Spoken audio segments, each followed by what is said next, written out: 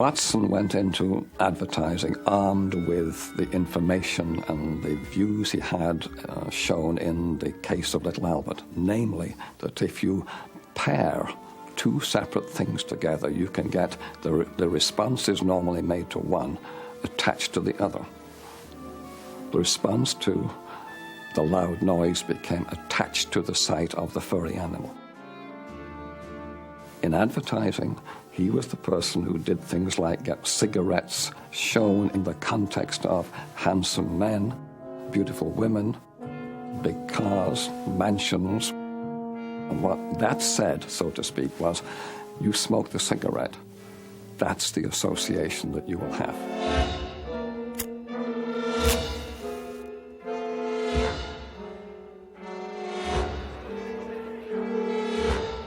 John Watson and the field of advertising is the perfect marriage of theory and practice.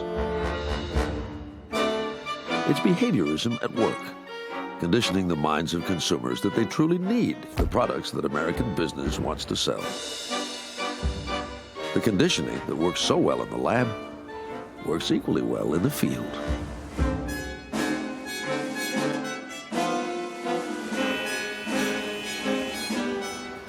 The behaviorist's assertion that with appropriate control, one could shape an individual to do anything or to be anything. Also, of course, meant that a person could be shaped to evil purposes as well as benevolent ones.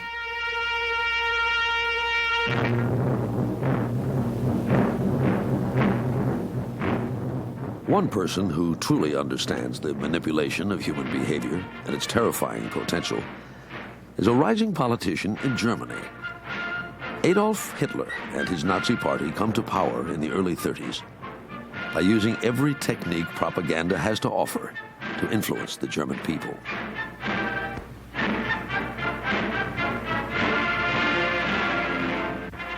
In films like this one, he promotes the credo of the Nazi party: beauty, strength, health, the eugenic ideal. It is in Hitler's campaign for power that the century's two opposing views of human behavior, whether behavior is fixed or malleable, come together, with no apparent contradiction to the German people.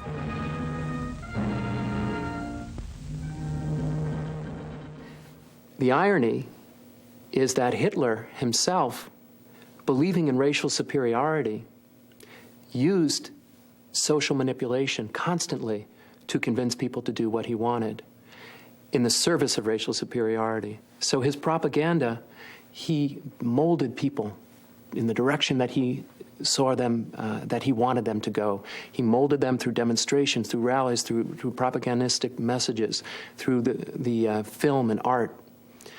He molded people that at the same time he was telling them, you are biologically determined. You are what you are, and you're not going to change.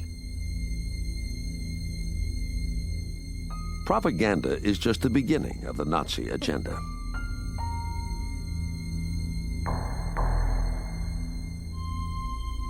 First, they offer fitter families financial rewards for having lots of better babies.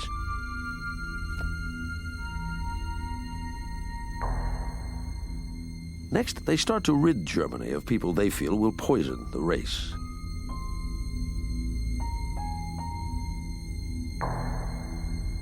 By mid-1930s, the Nazis enact extreme sterilization laws, partly modeled on American eugenic policies. Eugenicists thought that sterilization would stop the proliferation of undesirable aspects of the population by preventing the birth, in blunt terms, of folks they find as undesirable would be the neatest solution. And they would say that you do the society a favor by not reproducing. By the early 1940s, Hitler's plan to purify Germanic culture escalates. No longer is it only a matter of sterilizing tainted individuals. Now, those groups considered a menace to the race, like Jews, homosexuals, and gypsies, must be segregated, then sent to death camps to be killed. By 1945, millions have died in the name of eugenics.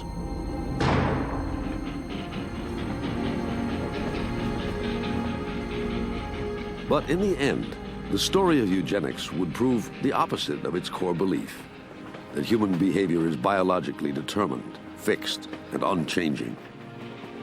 Instead, it shows that people can be so malleable they can learn to do just about anything, no matter how heinous. The excesses of Hitler's Germany, the fact that mass murder, that genocide had been committed in the name of racial purity, in the name of a eugenically inspired racial cleansing, was very frightening to people, even to people that previously may have been attracted to a kind of idealism that was also part of the idea of eugenics. And so you see in the years after World War II a real pulling back from explanations of mental illness, of intelligence, of all sorts of behaviors rooted in genetic understandings, and a turn instead towards environmental understandings.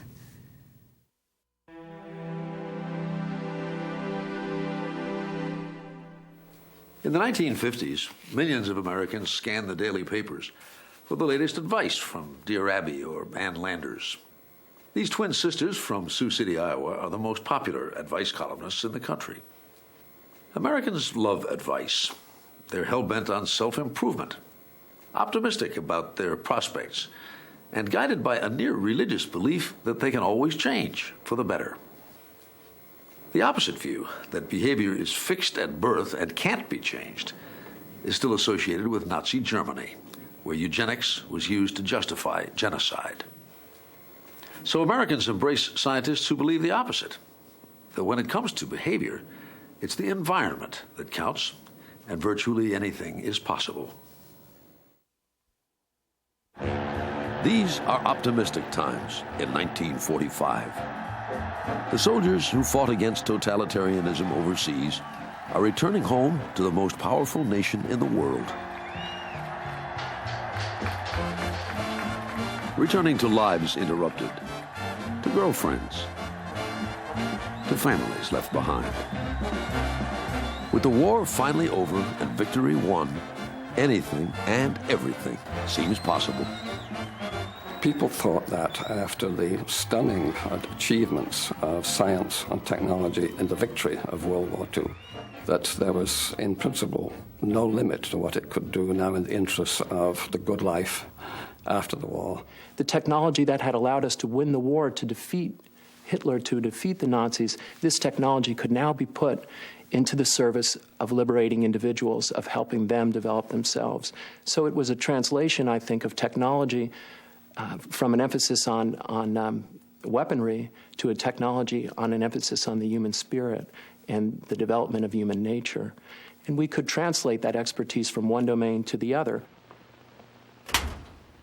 This setup makes any day wash day for me. And I can do my drying in any kind of weather. By the 1950s, many Americans develop a nearly insatiable appetite for all the new things that can be manufactured, bought, sold, and consumed. We see the idea that we could engineer the household, we could engineer the family, we could engineer all different aspects of society. While some scientists engineer shiny new consumer goods for an eager public, Harvard psychologist B.F. Skinner seeks nothing less than the engineering of human nature. In experiments with subjects as simple as pigeons, Skinner declares that with the right social engineering, we can create a new breed of human being. Skinner is firmly in the behaviorist tradition pioneered by John Watson in the 1920s. Like Watson, Skinner contends that with the right tools, we can predict and control behavior. Skinner really inherited the mantle from Watson of behaviorism in this country. But it's kind of interesting to think about how there's a subtle difference in the way they went about it. Watson, as we know, ended up becoming an advertising executive, ended up embracing the American value system as it existed. Skinner was different. Skinner was a visionary. Skinner felt that through behaviorism, he could influence the world towards a greater humanity, not meet humanity where it was, but take humanity to a new place through the principles of behaviorism. Picking up where Watson left off, Skinner wants to do the rigorous science to prove that environment is everything. Change the environment, he argues, and you can change the individual. Or in Skinner's case, the pigeon. Skinner himself was a born gadgeteer. He had, in his own early years, as a boy, for example, he developed ways of sorting ripe, I think it was cranberries, from unripe cranberries. He invented a cannon that would shoot things over his neighbor's fence.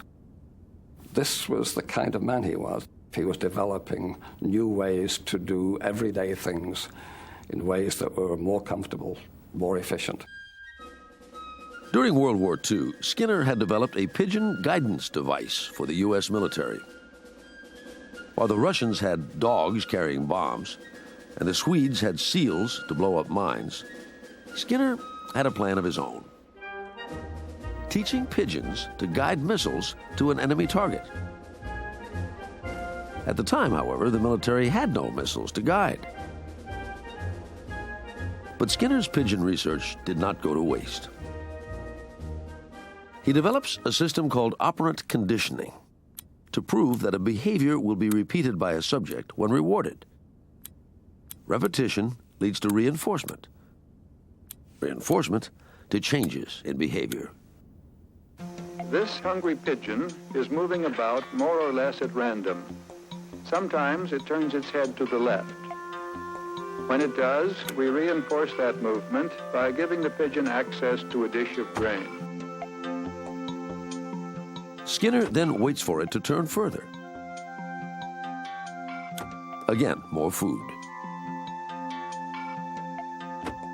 Ultimately, the pigeon will turn in a complete circle, having learned that only when he turns will he be rewarded. What Skinner was able to do in very carefully controlled studies with animal models was they demonstrate that whole chains of behaviors could be built step by step so that literally you could teach a pigeon to do complicated behaviors that no one would have predicted possible. And Skinner believes that if it works for pigeons, why not people? In Skinner's mind, behavior is behavior, up and down the evolutionary scale, and it is all learned. One of the great successes is in education. People are taught to do more complicated tasks than anyone had thought possible by breaking down behavior into small steps and giving positive reinforcement along the way.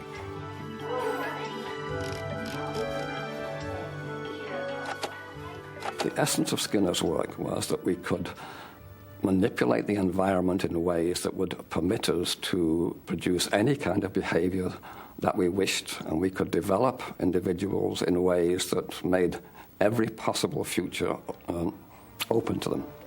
The idea that anything is possible has enormous appeal in the 50s, a time when the country is changing at a mind-boggling pace. It's the baby boom era. Mothers who worked during the war are staying at home to raise kids. With economic growth and unprecedented mobility, young couples are moving around the country, living far from their parents and extended families. Mothers wanting child-rearing advice in this brave new world may not be able to turn to their own mothers. But they can turn instead to a friendly pediatrician and his popular book. Dr. Benjamin Spock offers advice to millions of worried young parents about how to raise their kids in the proper environment. He covers everything from diapers to discipline, borrowing ideas more from Freud than from Skinner. His parenting manual sells more copies than any book in history save one, the Bible. Dr. Spock appealed to the notion that parents and experts were kind of in the child nurture business together, that they were cooperating to produce healthy children, democratic personalities, and that child-rearing manuals like baby and child care could be a kind of useful aid to those kind of home front scientists. Homefront scientists hungry for expert advice. And popular television satisfies them by bringing the latest in lab science right into their living rooms. Conquest. The search for new knowledge about our universe, our world, and ourselves. This monkey is an orphan, separated from his mother since the day of his birth.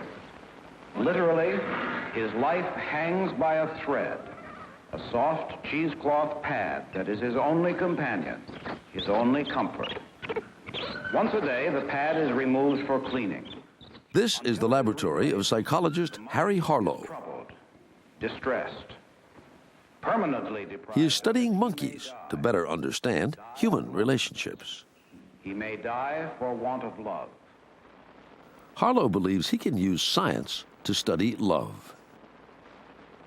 With a series of pioneering experiments, he explores territory where few scientists have ventured. Harlow said that there was such a thing as a science of love, for example, that love, the kind of intimacy that characterized relationships between mothers and infants, although in his case he studied monkeys, could be the object of science, that you literally could move love into a laboratory, put it under a microscope. Harlow is studying love because he believes it makes an indelible impact on a young life.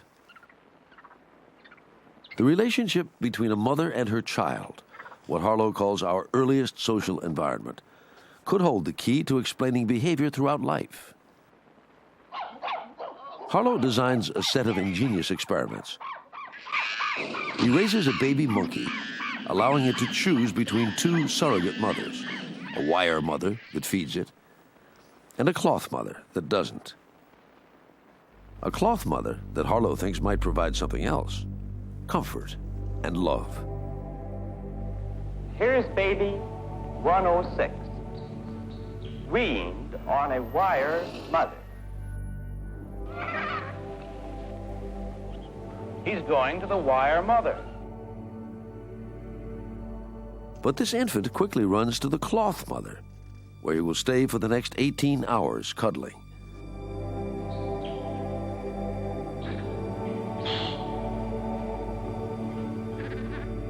In Harlow's mind, choosing nurturing over sustenance. In another experiment, Harlow creates a fearful situation. Whom does the infant turn to now? Let's find out what his reactions to his mother are when we frighten him. He's scared, all right. And he does what any child will do in a similar situation. He was running to his mother, to touch her, to drive away his fear.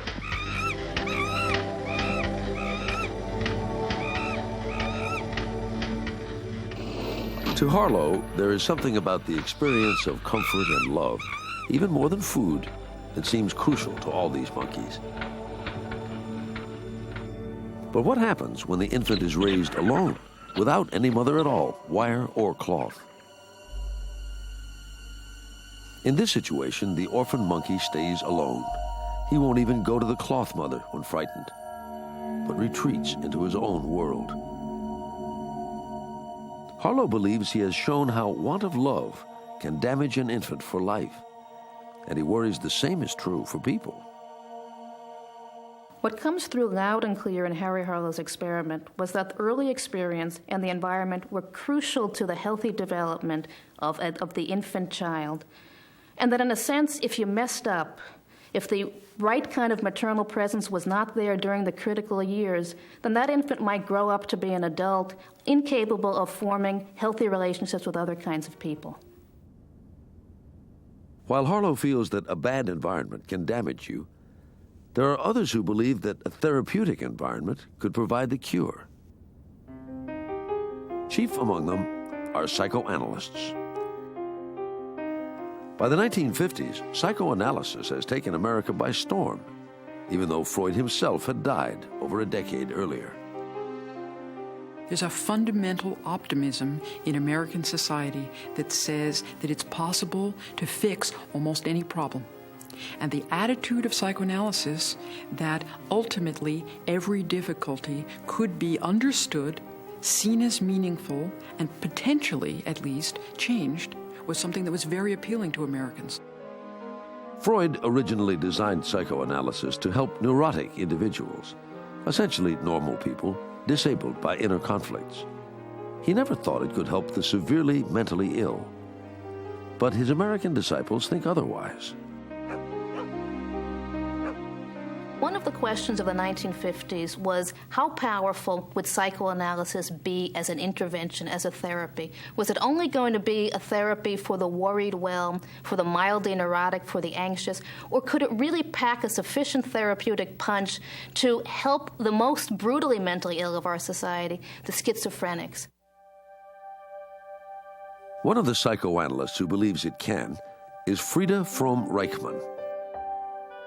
Trained first in Germany as a neurologist, she believes deeply that inside every patient, no matter how seriously disturbed, lies a certain buried health that can be called forth if the treatment is right. She developed this attitude partly having worked with brain-injured patients in World War I, where even those patients who had been hit by shells and gassed were people who could recover to a certain extent. And her whole approach to them was based on their potential for recovery, not for what was damaged. When she began to work with psychotic patients, she applied this same orientation and always searched for the part of the patient that was still intact. When Fromm-Reichmann emigrates to the United States, she makes Chestnut Lodge her professional home. Built as a resort in the 1890s on the outskirts of Washington, D.C., it is later converted into a mental hospital. By the 1950s, Chestnut Lodge is one of a handful of private psychiatric hospitals in the country, which offers psychotherapy as its primary treatment. Only the well-heeled can afford to come here, and the waiting list is long. It is here, where psychotherapy is used to treat psychotics, that the environmental camp will face its greatest challenge. Chestnut Lodge was a strange place, almost a mythical one, because we had fairly good evidence that they really could make a therapeutic impact that was significant on schizophrenic patients simply by psychotherapy alone. Schizophrenia, an illness marked by a loss of contact with reality, by hallucinations, voices, paranoia. It is not well understood in the 1950s when a young girl from Brooklyn arrives seeking help. Joanne Greenberg waited 3 years to be admitted to Chestnut Lodge. She finally enters 2 days after her 16th birthday. She would later write about her illness and treatment in a best-selling book, I Never Promised You a Rose Garden. I had no idea of what was going on the outside, but I was trying with everything I had, and I had been since the age of 6, to try and make it right, to try and fix it. I think the worst fear somehow is not to be all right, and it's only later when you finally say, A, you are never going to be all right. It is never going to be all right. That you say, well, okay, let it all go. Tell them about the blood coming out of the faucets. I think people walking along who were just masses of maggots. All right, tell them about it. Well, I did.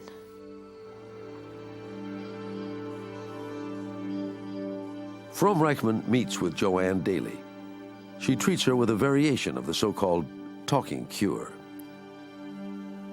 Sitting with her patients, listening, talking, even while they were hallucinating, withdrawn, recalcitrant. It was a very simple idea. Talk to patients. Let them talk to you. Take them seriously.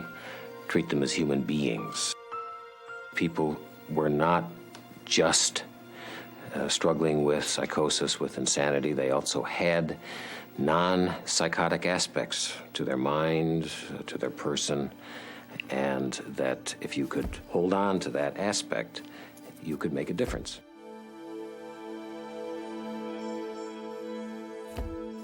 I had therapy 4 times a week.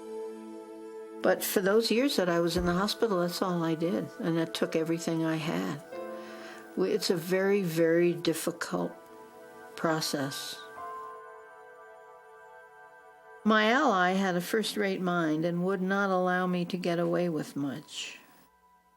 She was trying to elicit from me things about my life that counted in the way I saw reality.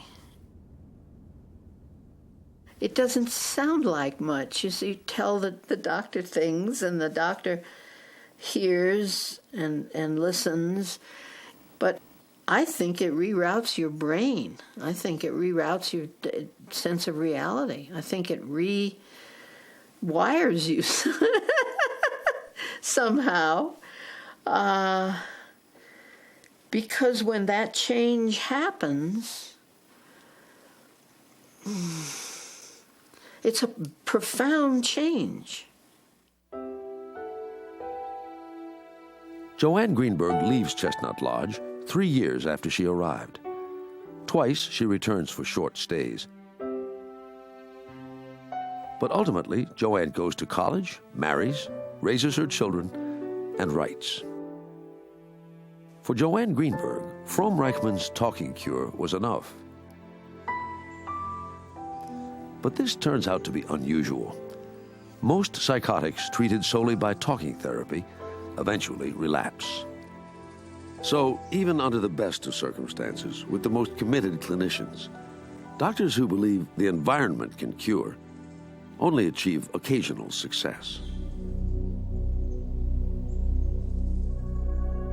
And in the United States in the 1950s, most of the severely mentally ill are not in the best hospitals under the best circumstances. They end up in state mental institutions. Here, there is a different theoretical orientation, one rooted in biology, but again with little success. They believed that severe mental illness were basically organic neurological disorders, essentially irreversible like most neurologic disorders, and that the victims, the patients, essentially needed to be taken care of, and often taken care of for the rest of their lives. The patients were doing their own thing. They were either sitting on the floor and staring at the ceiling, listening to voices. I remember in one big ward where about 150 people were sitting, the attendant, every 20 minutes or half an hour, he would clap his hands, and then everybody would get up and walk around the ward, which was quite big, once or twice, and then he clapped again and they would sit down. That's to give them some exercise. Not outside, because all the wards were locked, completely locked. Doctors offer what they can. They douche, spray, shock, operate. Patients sit in carbon dioxide chambers, in refrigerated rooms. Their teeth are pulled. Their blood is let. Their brains are sliced. But the problem of treating the desperately ill does not abate. Neither side in the ongoing battle, at Chestnut Lodge or in the state mental hospital, seems to have the answer. The great challenge in the history of psychiatry is that a given treatment has always worked for some patients and not for others. Every treatment that you can discuss, however crazy it now sounds to us or however thoughtful, worked for some people and not for others. Doctors would try whatever seemed most successful to them. I remember a student group went through the hospital on a sightseeing tour, medical students, and they saw patients gesticulating to the ceiling and talking to their voices. And they turned to me and asked, well, will there ever be kind of a pill that we'll give these people to stop this terrible torture they have? And I patronizingly smiled and I said, well, it won't be a pill, but somehow we'll probably learn how to do better than we do now. But, you know, it seemed to be ridiculous. But in 1952, in France, the seemingly ridiculous is pursued anyway. Here in Paris, at a general practice hospital, an accidental discovery leads to research on a radically new treatment, a treatment that might not only give new hope to patients, but also revolutionize the way psychiatry looks at mental illness. It begins with a surgeon named Henri Labourite in search of a medication that will calm his patients before surgery. He adapts an existing compound by adding an antihistamine. He finds that the new drug, called chlorpromazine, or Largactil, does quiet his patients. And so he proposed to some psychiatrist friends of his that, hey, maybe this drug might be useful for your terribly crazy patients because it seems to have this favorable effect. And it was on that basis that this drug was first tried with people with schizophrenia. The first test is tried here at St. Anne's, a French psychiatric hospital. As in the rest of Europe, schizophrenia is considered a neurological disorder, one that no amount of talking can cure. Psychiatrists Jean Delay and Pierre Denecker head up the first trial. Pierre Pichot is part of their team.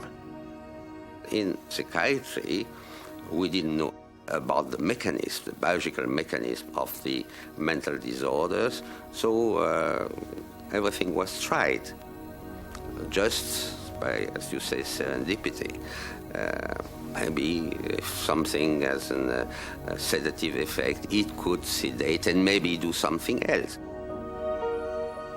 Delay and Denecker realize quite rapidly that they are onto something momentous. They report a transformation of their schizophrenic patients and the sudden disappearance of their hallucinations and voices. Chlorpromazine and its pioneering doctors receive wide notice in France, throughout Europe, and across the Atlantic in North America, where psychiatrist Heinz Lehmann first hears about it. I heard about it through an arrogant, what I thought then to be an arrogant and utterly unfounded statement from the detail man of a pharmaceutical company. Usually I threw this literature away, but those I took up the next time I had time for reading, and that was on a Sunday morning in the bathtub. Lehmann tests the new drug on nurses at his hospital in Canada. This is common practice in this pre-Sputnik era of scientific research. After that, his psychotic patients. After 2 weeks, 2 of the patients went into remission, were completely free of symptoms. Now, that I'd never seen. It isn't in the textbooks either, and it was what the French had described. I didn't believe it. I thought it was a fluke. But then, after 3 or 4 weeks, quite a few more patients were symptom-free. We had something that would turn it off like a water tap. Symptoms would disappear, whether you understood them or not, no matter what the dynamics might have been.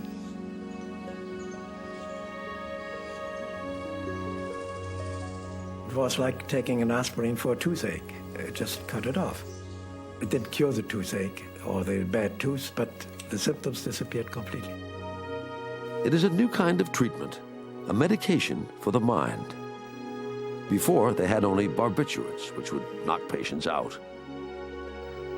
Now, they have a drug that reduces psychosis without reducing the level of consciousness. It is a whole new kind of pharmacy, one that seems to target just the disease. In a sense, the drug treatment of schizophrenia happened like all of the treatments of schizophrenia, that you are working from desperation, and if something looks like it might make an effect, you try it, because you haven't got anything to lose. And so they tried it, and this time it worked. And chlorpromazine is just the beginning. From pills for the severely mentally ill to tranquilizers for the mildly anxious. From lithium and reserpine in the 1950s to Miltown and Valium by the 1960s. Medications for the mind become a new part of American life. How any of these drugs work, no one knows at first. But there's no doubt that somehow the drugs change behavior by altering the brain. The brain is the key. The psychotropic drugs had effectively been discovered empirically. No one knew why they worked, but they did work. So the next question was, why did they work? In laboratories all over the world, from Sweden to the United States, scientists are trying to answer this question. Solomon Snyder is one of them.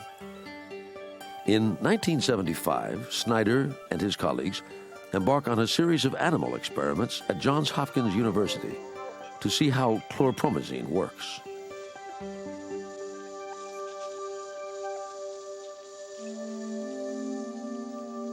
He injects rats with the drug to see how it affects the brain. What he discovers is a change in brain chemistry.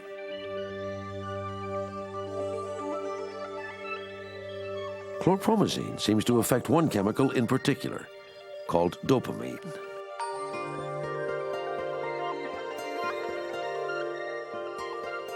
The brain of a rat or a human is made up of these kinds of chemicals called neurotransmitters. Neurotransmitters allow brain cells to communicate with each other, making up an intricate network.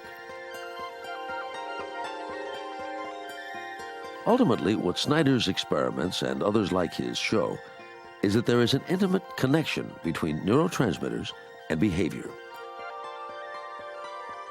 Dopamine is linked with schizophrenia. Other experiments link the neurotransmitter serotonin with depression, acetylcholine with memory. In fact, these neurotransmitters and the chemical reactions they produce in the brain are what cause behavior, normal and abnormal. The realization that the brain works on the basis of chemical signals which are dynamic and which are changing all the time represented a major revolution in biology, perhaps analogous to the revolution that Galileo ushered in centuries ago. No longer could we regard the brain as an unchanging, immutable switchboard with which we were blessed or cursed forever. The chemical hypothesis of brain function and brain messages meant that we could understand behavior and that we might be able to change behavior. The discovery that we are people with brains and that brains are regulated by various biological processes has certainly shaken the older view that we really are spiritual beings and that brains be damned. They're just kind of the hardware, like our muscles and our heart, etc., that we need to be spiritual beings. the fact that we know that we have brains and that we can radically influence the way we think by ingestion of certain chemicals, certain pure chemicals that we know the identity of, has really changed our conception of ourselves, and there's no going back. Much as some might wish it, there is no going back at all. The chemical revolution of the 1970s begets a whole new biology of behavior, a biology of thought, a biology of emotion. Some scientists begin to ask this: if the brain can be physically changed by pills like these, can it also be changed just by experience? One answer comes from this unassuming creature, a sea slug. Its anatomy is a world apart from ours, but its biochemistry is similar enough to run a crucial experiment. Beginning in the 1970s, work with slugs demonstrates that it is possible to physically change the brain's biochemistry just through learning. That the brain does in fact respond to experience and is actually changed by it. Of course, a slug is, well, just a slug, not a person. But it does prove that experience can never again be so easily divorced from biology. It's the beginning of a new revolutionary way of thinking about behavior, a new synthesis, putting to rest the old dichotomy between nature and nurture. A synthesis that will even include genetics.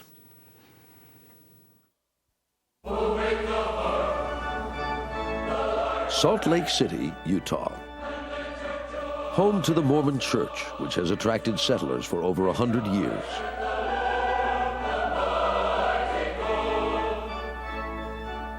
A tight-knit community, the Mormons provide a natural laboratory for geneticists looking to see how traits are passed from generation to generation.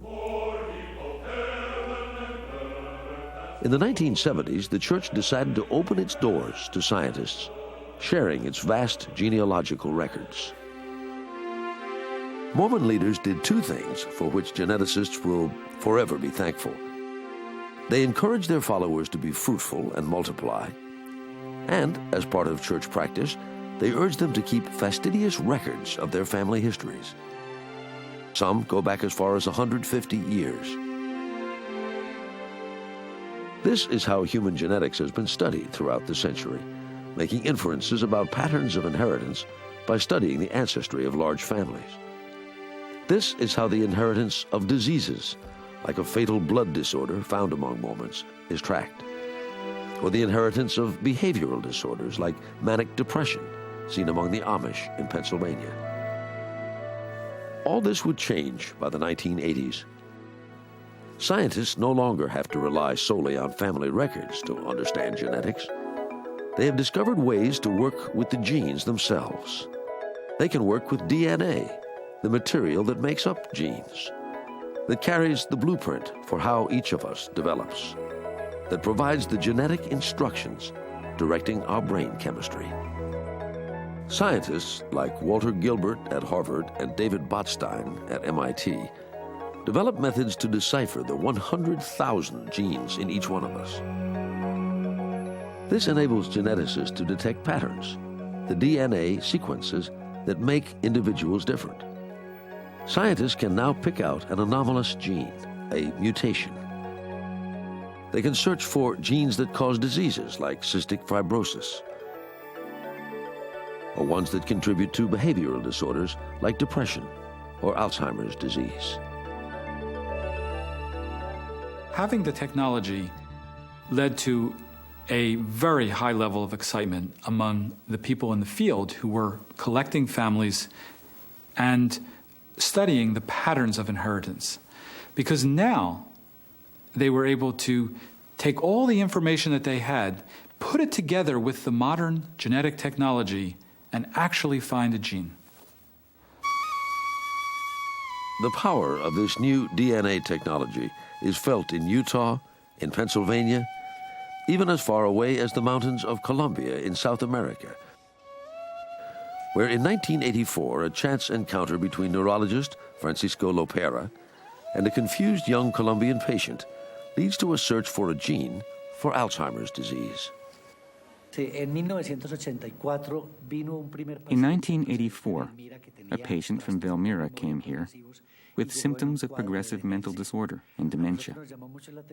It caught our attention that he was so young. So we went to Velmira and were able to piece together 9 other cases of sick people in that family.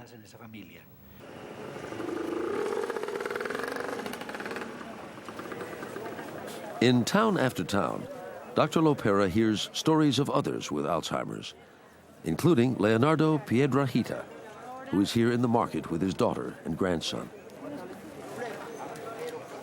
Leonardo was diagnosed with Alzheimer's at age 42, in the prime of life. Getting Alzheimer's this young is rare. 95% of the time, the disease strikes much later, sometimes as much as 20 to 30 years later. Why this disease emerges so early in life is a mystery to the townspeople.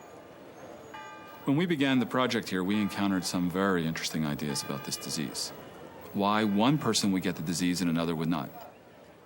And one of the ideas, which actually was quite interesting, was that some families believed if they touched a certain tree in a village, they would get the disease, but they didn't know which tree.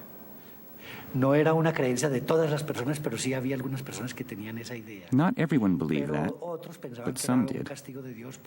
But others thought it was a punishment from God, and a few thought it was hereditary, because they had observed that a good number of family members got sick.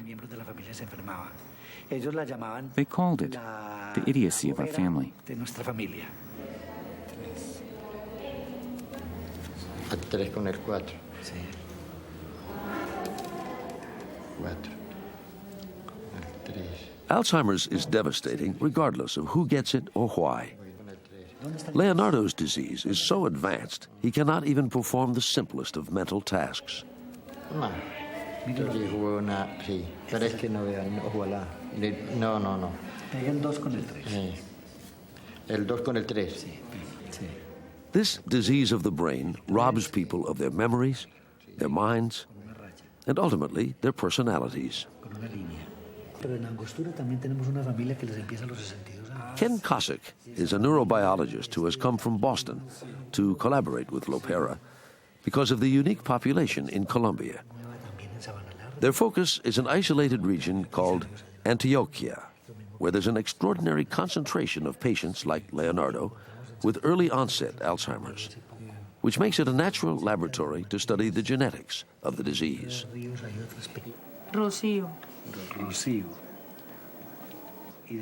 Lopera's team meets with the Piedrahitas to map their genealogy.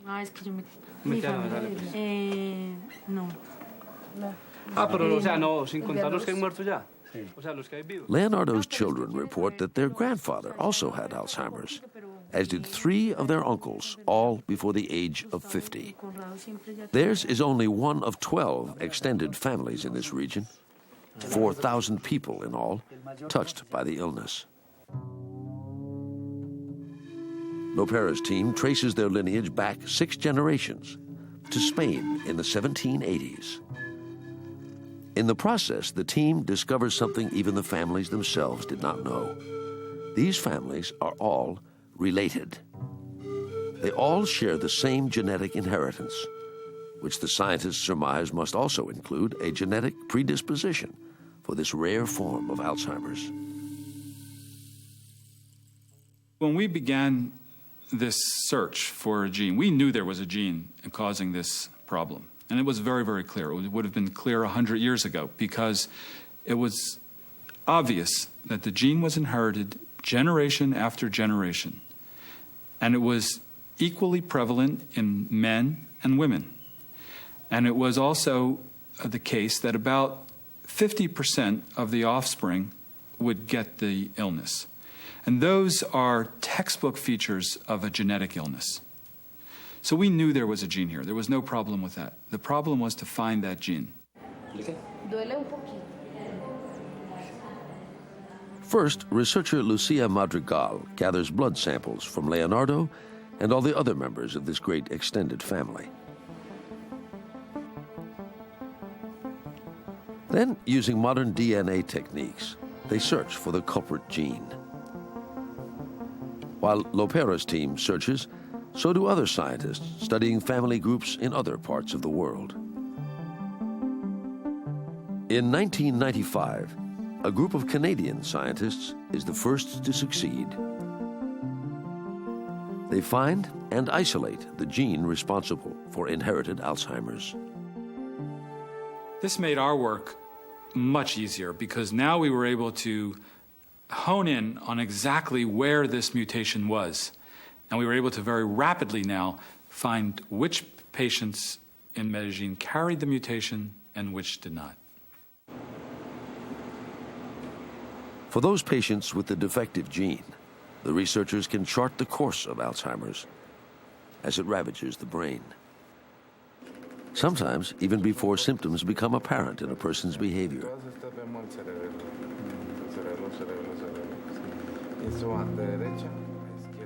All this is possible because of advances over the past 20 years in brain scanning technology.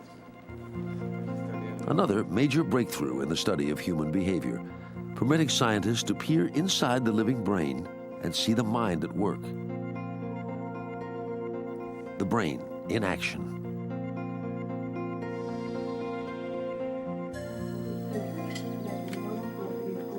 The gene for early onset Alzheimer's has been found within Leonardo Piedrahita's lifetime. There is even a test to see which of his children has inherited the gene. There are medications available and in the works to treat this devastating illness. This is a giant scientific leap in a short time.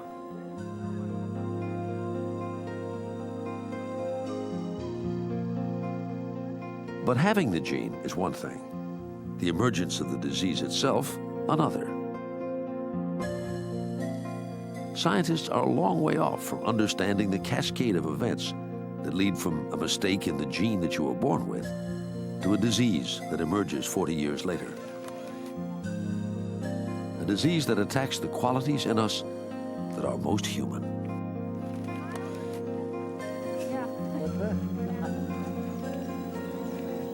The power of looking at Alzheimer's as a case study here is that it really gives you an opportunity to see how you can study human behavior from soup to nuts, from the genetic level, through the brain level, to the behavioral level, to the experiential level, and back down the other direction.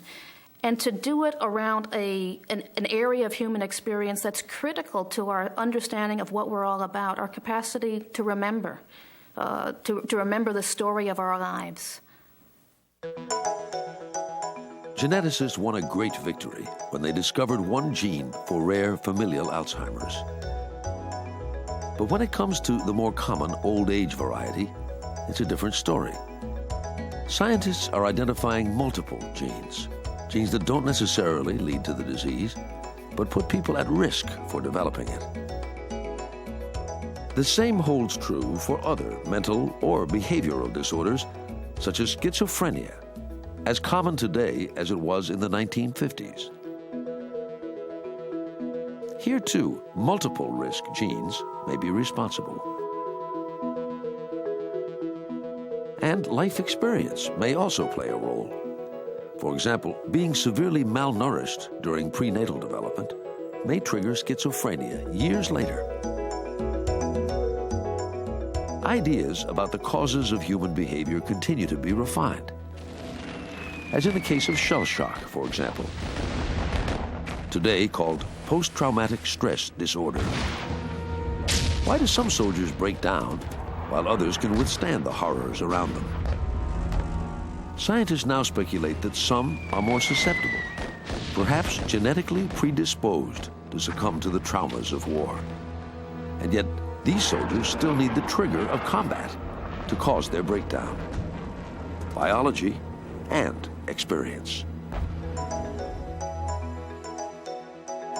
Most situations, however, are not as radical as war, and most behaviors are not as extreme as shell shock or schizophrenia. It is in the more routine encounters of everyday life that scientists of human behavior will find their greatest challenge. The more we learn about how biology and the environment. The more we realize how difficult it is to understand their interplay. Scientists have made enormous progress in the past century. We know nearly all of our genes. We know a lot about the molecules in the brain and how they work and how they build a brain. We know a bit about how the environment interfaces with these genes and the molecules to actually affect their expression. What the challenge is for scientists now is to understand how all of these molecules and genes and environment work together to build something as complex as human behavior, which is clearly more than the sum of the parts. That's really the challenge of the 21st century.